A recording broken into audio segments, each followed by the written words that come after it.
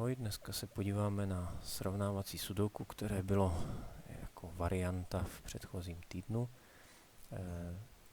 Takže podívejme se nejprve na pravidla. Je to klasické sudoku, které má navíc jednu podmínku, že vepsaná čísla musí splňovat naznačené nerovnosti. Podmínka poměrně jednoduchá. Často tahle úloha bývá spíš pracná, než že by v něm byla nějaká krása, ale najdou se fajnšmekři, kteří si i v tomhle dokážou najít potěšení, takže zkusme se podívat na to, co vás tady může potkat a co třeba jste přehlíželi. Vzhledem k tomu, že tahle úloha je určená pro spíš začátečníky, tak do ní byla vepsána nějaká čísla. Většinou to bývá tak, že ve srovnávacím sudoku žádná čísla nejsou a musíte začít hledat mezi těmi zobáčky ten nejšikovnější z nich a hledat, kde se vám to rozjede. A protože, jak sami vidíte, ty zobáčky jsou jenom v rámci jednotlivých čtverců, tak nezbývá moc jiných možností, než začít od jednoho z konců, totiž buď od čísla 1 nebo od čísla 9. Málo kdy, do okolností v téhle tabulce se to stane, ale málo kdy se vám jindy poštěstí, že byste mohli začít něčím jiným. Takže držme se toho, že teda se začíná buď od jedničky nebo od devítky, když tady by to třeba šlo i trošku jinak. A pojďme se podívat. Já se rozhodnu, že začnu třeba od devítky, protože jsem zvyklý řešit od levého horního rohu a tady je zrovna devítka pěkně napsaná ve středu toho čtverce, tak začnu devítkami. Devítka blokuje centrální druhý řádek toho druhého čtverce a zbývá tím pádem možnost v prvním řádku na devítku tady, aby splňovala ty zadané nerovnosti, a ve třetím řádku, jak se ukáže poměrně rychle, nikde, protože ve středu má být číslo, které je menší než 7 a ta ostatní dvě čísla na krajích jsou ještě menší než to prostřední. Takže vlastně jde o jedinou možnost, kam devítku můžu ve druhém čtverci napsat. Podobně ve třetím čtverci zbývá některé z těchto tří polí v 7., 8. nebo 9. sloupci a díky znamínku nerovnosti číslo 9 patří do sloupce 7. Úplně totéž udělejme, nebo podobnou úvahu udělejme pro čtverec 4., 5. a 6. Devítka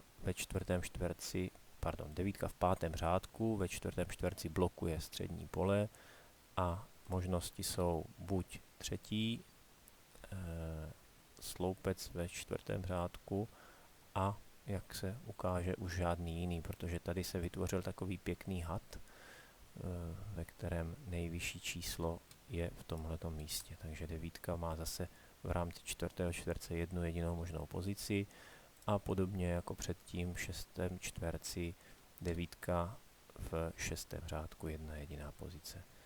Tady to šlo samozřejmě vyřešit i tak, že jste si mohli všimnout, že tady je 8 v 5. řádku a mělo tady být napsáno číslo, které je větší než ta 8. Jiná možnost než devítka v rámci klasického sudoku nelze. Pojďme dodělat poslední 3 řádky, poslední 3 čtverce.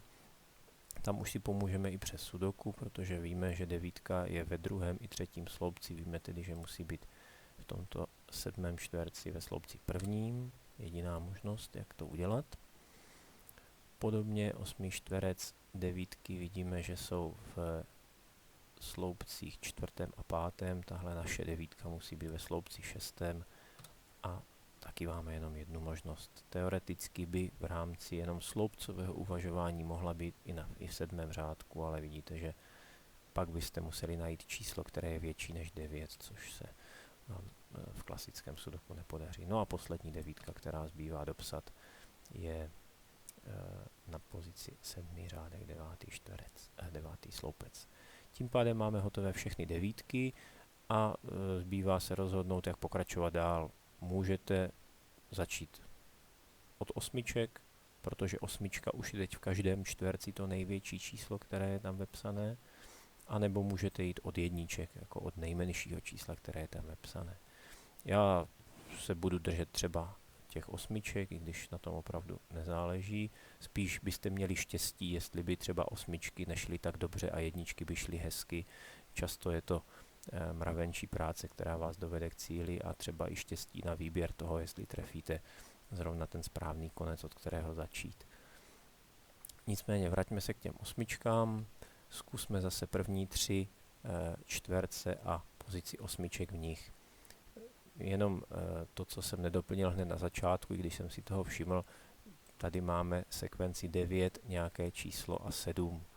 Takže je jasné, že osmička musí ležet v druhém řádku v rámci druhého čtverce. Tak, podívejme se teda na první 3 čtverce. Osmička je vyblokovaná ve druhém řádku. V prvním řádku osmička nemůže být nikde, protože když si rozmyslíte, ona by teoreticky mohla být na pozici třetí sloupec, ale to byste pak museli najít tady ve druhém sloupci nějaké číslo, které je menší než 9, ale větší než 8. A to se opět sudoku nepodaří. To znamená, v prvním řádku ta osmička neleží, druhý řádek už je vyblokovaný a zbývají 2 možnosti, kde může být osmička ve třetím řádku prvního čtverce. Sice jste nedokázali určit, nebo jsme nedokázali určit, kde přesně ta osmička leží, ale přesto jednopodstatná informace z toho vyplývá, a totiž ta, že osmička leží ve třetím řádku tohoto čtverce a tedy osmička musí ve třetím čtverci ležet v prvním řádku, aby byla splněna pravidla sudoku. A tam už je jedna jediná možnost, a to je možnost v 7. sloupci, zase díky těm naznačeným nerovnostem v rámci prvního řádku třetího čtverce. Doplnil jsem 7. a mám vyplněnou osmičku v 8. sloupci, tak se podívejme, kde by to mohlo být v 9. sloupci. Jedna jediná možnost, pozice 9, 9. Doplňme, podívejme se, jak se to projeví jinde. Osmička blokuje v 8. čtverci, blokuje 9. řádek, blokuje 4. sloupec, takže teoreticky zbývají tahle 3 místa. 7. řádek a 5., 6. a 8. řádek 6. sloupec. No a vy, když se zase podíváte na znamenka nerovností, tak z těchto 3 čísel největší je to, které je napsáno na pozici 7, 5. Sudokově zbývá doplnit osmičku do 7. řádku, pardon, 7. čtverce, 8. řádku. Díky tomu už teď víme, že osmička v prvním čtverci leží ve třetím řádku v prvním sloupci. A zase sudokově doplníme. Buď osmička v rámci toho 4. čtverce leží tady nebo tady. A zase, když se podíváte, tady toto je ten hád, o kterém jsem předtím mluvil, tak osmička nemůže ležet v 6. řádku, ale musí nutně ležet v řádku 4.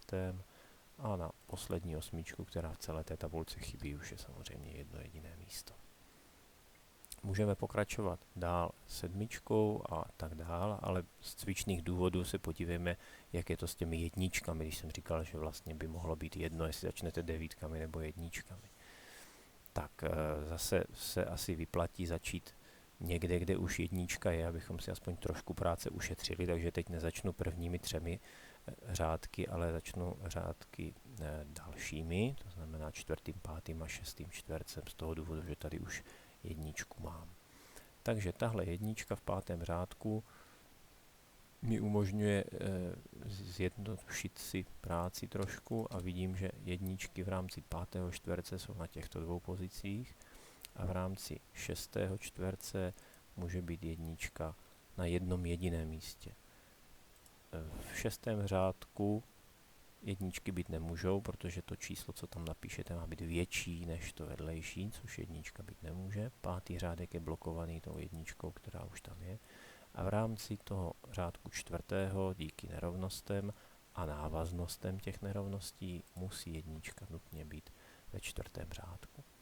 Můžu se vrátit zpátky do 5. čtverce a jedničku doplnit do řádku 6. Podívejme se třeba v centrální čtvercích, 2., 5., 8., jestli se ta jednička jestli nám to nějak pomohlo. V rámci 2. čtverce zůstaly 2 možnosti, kde jednička může být. V rámci 8. čtverce zůstaly taky 2 možnosti, kde ta jednička může být. Ale pokud trošku se díváte i na něco jiného, než jenom na čistě nerovnosti a další čísla, tak už jste si mohli všimnout dřív, dokonce hned od začátku toho, co jsme začali luštit, je jasné, že jednička v rámci 8. čtverce nutně musí být na 7. řádku 8. řádku 6. sloupci, tady. A to z toho důvodu, že v tomto místě má být číslo, které je menší než 3. V úvahu připadají čísla 1 a 2, ale dvojka už v tom řádku použitá je. Takže tím doplním jedničku v 8. čtverci, díky tomu vím i pozici jedničky ve 2. čtverci a podívejme se dál, kde všude se dá jednička doplnit. Krásně se to blokuje v čtverci 3. jednička sloupcová, v 9. sloupci vyblokuje tohle, 3. řádek je taky vyblokovaný a jsou dvě možnosti, teoretické dvě možnosti na to, kde může být jednička a pochopitelně v prvním řádku být nemůže díky nerovnostem. Jednička musí být tady. Z toho doplnění jednička v 9. řádku. Tady to tam opět je od začátku, kdo si všiml, tak mohl doplnit hned mezi prvními čísly, tady musela být jednička. Ale spíš cvičných důvodů jsem začal od těch devítek, aby až se vám někdy stane, že budete řešit srovnávací sudoku bez zadaných čísel, tak se vám tohleto nestane, takové štěstí mít nebudete a budete muset trpělivě jít od těch jedniček, respektive devítek, dál a dál. Doplňme jedničky, ještě nám chybí v prvním čtverci, kde jediná možnost je pozice 1, 1 a poslední jednička, která v té tabulce není vyplněná. Prostým sudoku už ani není potřeba řešit pomocí těch nerovností, je 7. řádek 3. sloupec. Znova postupme dál, můžu se rozhodnout, že budu to řešit teď sedmičkami nebo dvojkami, tak zůstaňme, když jsme měli teď jedničky, pojďme na dvojky. Můžete skákat samozřejmě, je to jedno, jsou takoví, kteří to řeší nejdřív devítky, potom jedničky, pak osmičky, pak dvojky, je to na vás, nezáleží na tom tak moc. Jak jsem říkal, často je to spíš o štěstí, kde se vám podaří nějakou minutu ušetřit tím, že zvolíte správnou možnost z těch dvou. Takže říkal jsem, pokračujeme dvojkami. Jednu dvojku už tady máme napsanou v 9. čtverci, tak se od ní zkusme odrazit. Ta dvojka v 8. sloupci pěkně blokuje další možnosti v čtverci 3., takže z toho vyplývá, že dvojka určitě bude na jednom z těchto dvou míst v 9. sloupci a díky tomu víme, že v tom čtverci 6. dvojka nutně musí být ve sloupci 7, jedno z těchto 3 čísel. A protože jedničku už máme doplněnou, tak dvojka je nejmenší číslo z těch, které tam ještě máme vepsat. Proto nutně musí být díky nerovnostem v 5. řádku. Další, kde se podíváme, kde ty dvojky můžou být, podívejme se do 5. čtverce. Dvojka je vyblokovaná v 5. řádku, takže teoreticky může být v řádku jak 6., tak 4. díky nerovnostem na těchto dvou pozicích. Opět naše oblíbená varianta, že ta čísla leží v jednom sloupci nebo řádku. Díky tomu sice nevíme kde, ale krásně nám to vyblokuje v 8. čtverci celý sloupec a zbývají dvě poslední možnosti, kde ta dvojka může být v rámci 8. čtverce. A zase, když si toho nevšimnete, tak budete pokračovat dál, ale když si všimnete, tady hledáme číslo, které je menší než 3 a jedničku už vepsanou máme, takže nezbývá, než aby dvojka ležela v tomto místě. Doplňme sudokově dvojku do řádku 7. čtverce. Nemůže ta dvojka být uprostřed.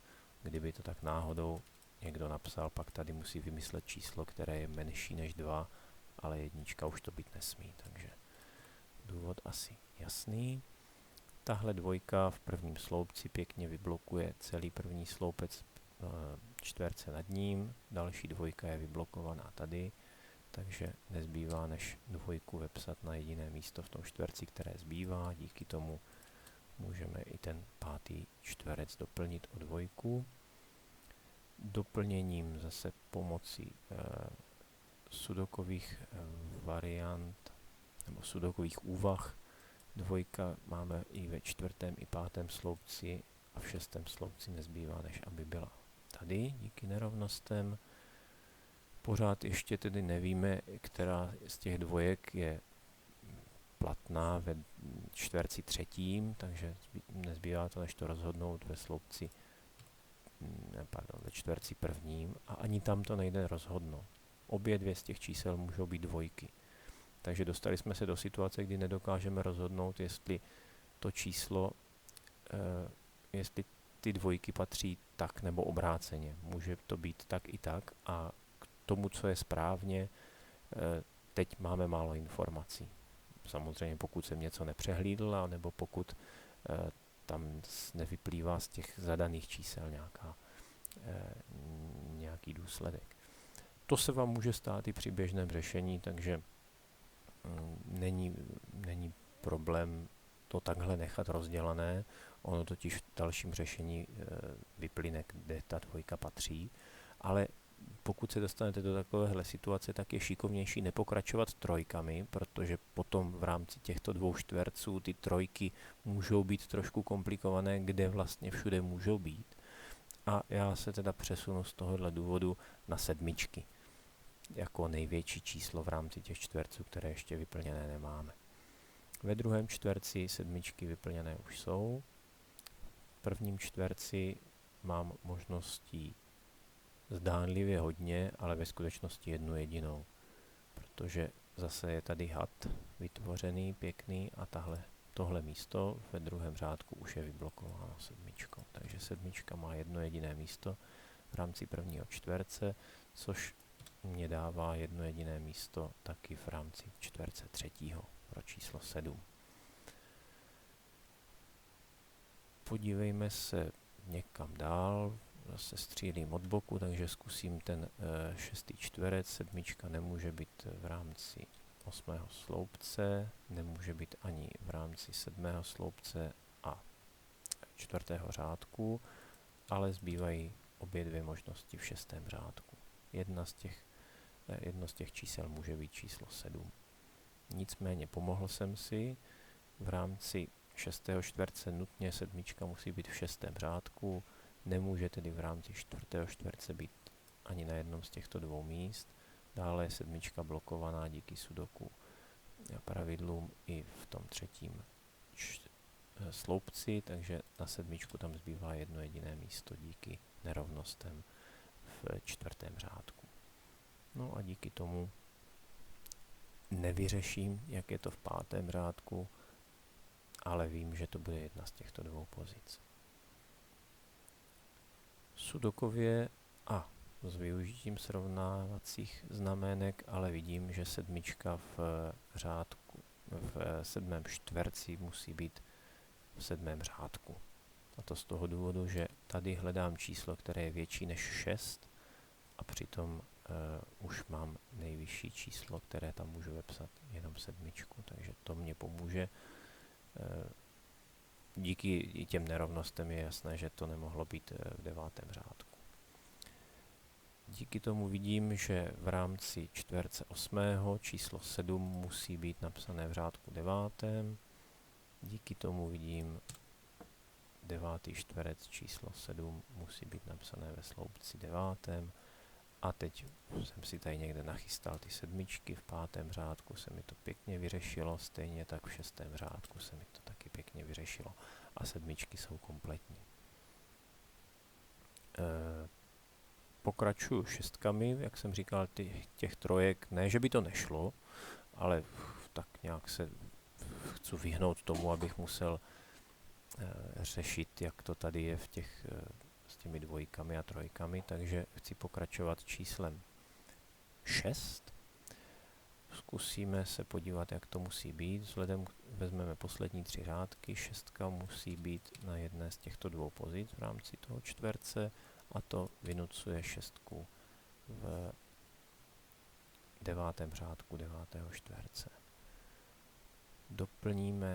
Podíváme se, kde by se mohlo doplnit nějaké vhodné číslo v rámci posledních 3 sloupců v 3. čtverci, aniž bych vlastně musel použít tu úvahu, kde 6 může být, z hlediska sloupcových a řádkových věcí.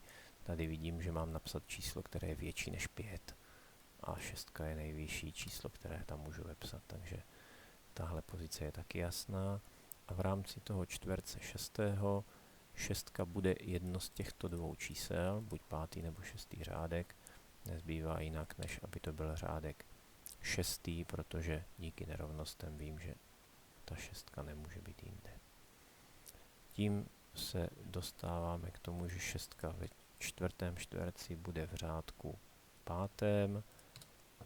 a v rámci 5. řádku 5. čtverce v řádku 4. jedna jediná pozice.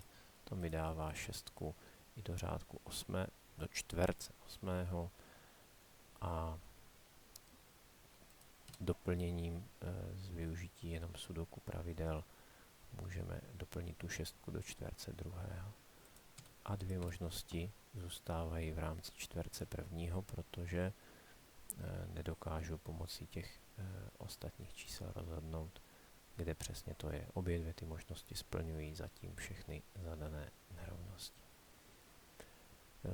Teď by se slušelo se přesunout k 5, ale z jakýchsi studijních důvodů se podívejme na jednu věc, kterou se taky můžete pokusit využít, a totiž ve třetím čtverci zbývá už jenom trojice čísel a vy navzájem všechna tři ta čísla máte srovnaná vůči sobě. Takže víte, že to největší číslo bude uprostřed téhleté trojice, a protože vám zbývají čísla 2, 3, 4, nezbývá, než aby čtverka byla tady. A tady si nám můžeme napsat vpisky 2, 3. Díky tomu v posledním sloupci zbývá jediné číslo, které nám chybí, 5. A v rámci toho 6. čtverce zbývají poslední dvě čísla na doplnění, čísla 3 a 4. Opět díky nerovnosti je jasné, že čtverka bude v 8. sloupci a 3 v 7. A znova už čistě sudokově doplníme čtverec 9. Chybí 3 v 7. řádku a zbývají poslední čísla 5 a 4. Opět díky srovnávacím znamínkům 5 je větší než 4. Napsáno takhle. Zbývá doplnit čtverec 8. Zase chybí čísla 4, 5, takže doplnění jednoduché.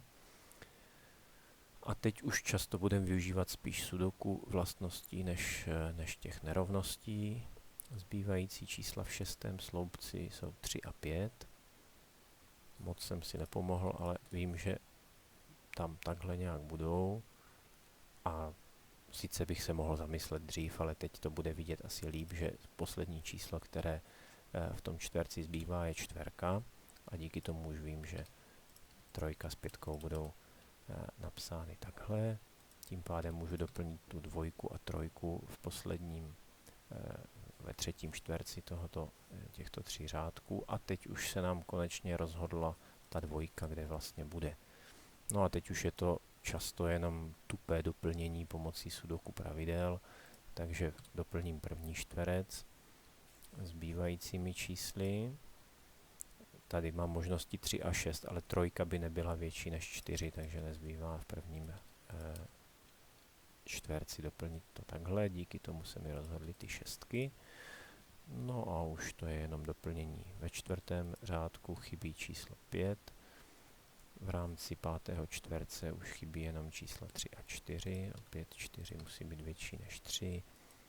A tohle už je doplnění, které vás asi nezaskočí. Takže rychle k cíli a odesíláme. 24 minut je sice hodně, ale je to s dlouhým povídáním. Určitě, až budete mít zkušeností víc a víc, tak budete rychlejší. Díky za pozornost pro dnešek, bylo to asi docela dlouhé, tak já to příště zkusím zkrátit a příští týden se zase podíváme na nějakou další zábavnou věc.